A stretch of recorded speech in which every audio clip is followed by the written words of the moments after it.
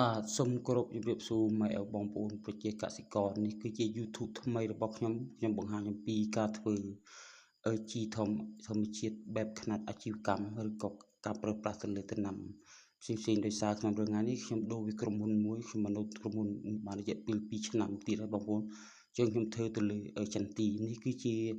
ការផលិតជីសម្រាប់ប្រើប្រាស់នៅដើមរដូវខែ5ខែ6នេះបងប្អូនដោយសារថាខ្ញុំអត់ដាក់នៅខែ5ទេការប្រមូលផលឆ្នាំនេះដូចយើងយឺតគឺវាប្រមូលអស់ហើយប៉ុន្តែខ្ញុំបាញ់ថ្នាំជំងឺក្រោយពីប្រមូលផលរួចគឺខ្ញុំបាញ់ថ្នាំការពារជំងឺទៅលើរុក្ខជាតិរួចបានខែ6បានខ្ញុំចាប់ផ្ដើមយកជីធម្មជាតិនេះទៅដាក់លើគល់ឃើញថាឆ្នាំនេះមានគុណសម្បត្តិឬក៏មាននេះច្រើនដោយសារឆ្នាំទុំឯងដើមរឿងតូចខ្ញុំដាក់6គីឡូតែឆ្នាំនេះខ្ញុំផលិតច្រើនបងប្អូនខ្ញុំផលិត300តោនជាងដោយសារប្រើប្រាស់ទៅលើចំការរបស់ដៃក្រុមហ៊ុនគឺ2គឺនៅអូគ្រៀង1ហើយនៅរតនគិរី1អញ្ចឹងអត្ថប្រយោជន៍នៃជីធម្មជាតិគឺវាធ្វើឲ្យ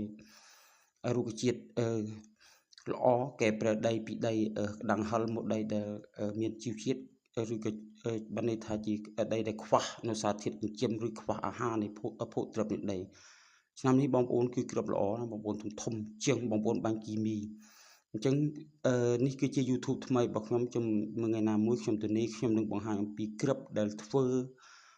ដោយប្រើប្រាស់ទៅលើជីធម្មជាតិហើយនឹងជីទឹកជីគោកជីថ្នាំការពារជំងឺគ្រប់ប្រភេទគឺធម្មជាតិយើងបូកឲ្យយើងប្រើតែ4%ទេយើងប្រើគីមីតែ